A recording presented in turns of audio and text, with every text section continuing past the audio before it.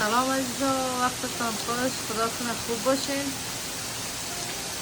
ببینیم چی یک باران مقبول میباره، بسیار تیز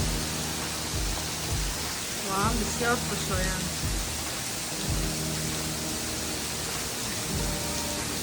باران دیدم بسیار خوشم آمد، گفتم باش با شما ویدیو بگیرم، شما ببینین. و ای که امروز بخیر روز است که باید به خاطر بچیم بریم مکتب که صنف اول شد بخیر. و در امریکا یک قانون است که پیش از اینکه مکتب ها شروع شود، یعنی چند روز پیش از شروع شدن مکتب ها شاگردان را میخواید که صنف خود ببینن، معلم خود ببینن، آشنا شوند و همراه پدر مادر خود برن و مکتب ببینن و آشنا شوند، همراه صنف و معلم و همصنفی های خود همه گیره ببینن. و امروز ما خواستیم بریم اونجا، فعلا بسیار باران تیز است. ما دیگه شاید تقریبا 2 ساعت بعد بریم. حرکت کردیم بخیر طرف مکتب میریم. بچه ما بسیار هیجان داره که مکتب ببینه، معلم خود ببینه. دیگه هر وقت رفتیم مکتب دوباره برتن سال. ما رسیدیم بخیر در مکتب. اینجا بسیار بیربار است، اینجای پارکینگ نیست. بریم بخیر داخل.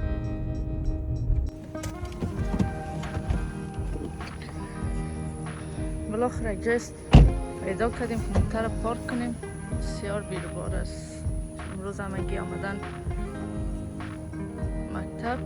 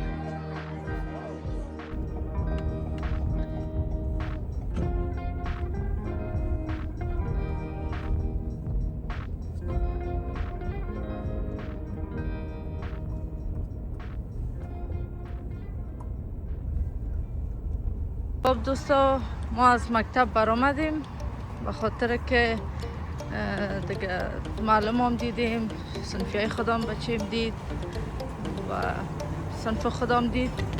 دیگه بسیار بیروبار بود، نتونستیم کجا براتون ویدیو بگیریم. شاگردا زیاد آمده بودن، دیگه داخل صنف ها ویدیو گرفته نشد.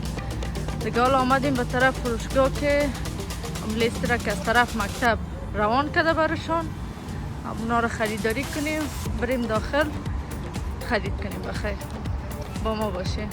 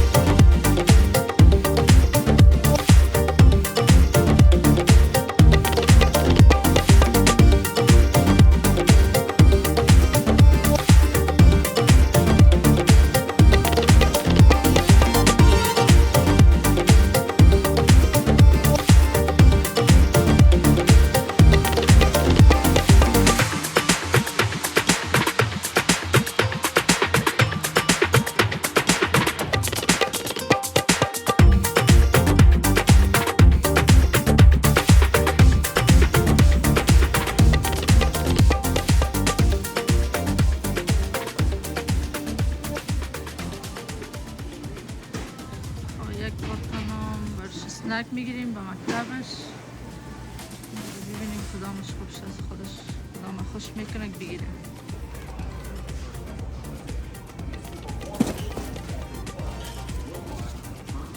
تقریبا تمام چیزایی که لازم بود گرفتیم. فقط یک دو رقم کتابچه بود که باید دقیقا همون چیز می بود اینجا تمام کرده بود. اونا رو از آمازون آنلاین سفارش میدیم دیگه. سنک هم گرفتیم به خاطر مکتب که تمام بریم بخیر حساب کنیم.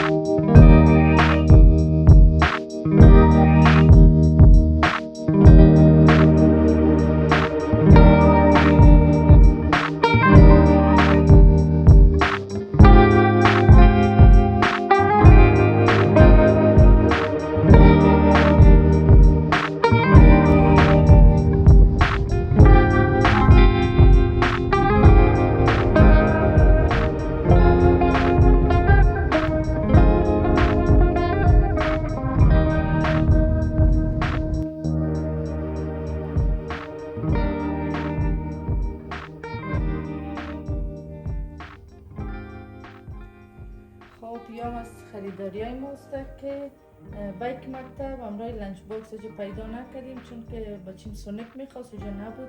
اینا رو آنلاین سفارش دادیم همراه بوتل آبش و یک دونه قلمدانی که سایزش نشته بود بعد همی سایز می بود و 8 تا گلو استیک و دو قسم کتابچه لازم داشتن که یک 3 تا از این کتابچه میخواستن که نیمش خط داره و نیمش ساده و 2 تا از این کتابچه میخواستن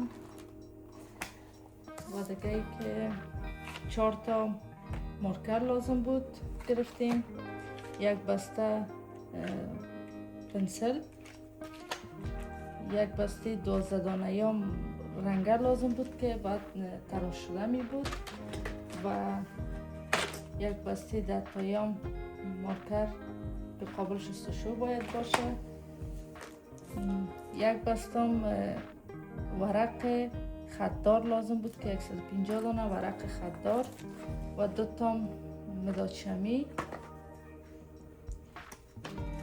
3 تا پنسل پاک و یک دانه قیچی برای کار دستی چیزایی جور میکنن و 8 تا دوسیه لازم بود که گفته بودن. یک دانه یک قوطی دستمال تر به خاطر ضد عفونی و سر میز و 2 تا دستمال تر به خاطر پاک کردن دستشان، 2 بسته زبلاک و 2 سایز مختلف میخواستن و یک بسته 4 تایی دستمال کاغذی. این بود خریدایی را که ما انجام دادیم که بر صنف اول لازم بوده و مکتب اینجا مثل مکتب افغانستان نیست. مثلا اینجا بر تو لیست میتن که نظر بر لیست چیزایی که لازم است باید بخرین و از هر صنف فرق میکنن. صنف اول صنف دو اینا فرق میکنن و خواستم امرایتان شریک کنم دیگه. از ما دیگه مثال تجربه اول ما بود که به خاطر صنف اول خریداری میکنیم. تشکر از این که تا آخر بیننده ولاگ ما بودین و ولاگ خریداری ما دیدین. لایک، کامنت، سابسکرایب فراموشتان نشد تا ولاگ های بعدی. وقتتان خوش. خداحافظ.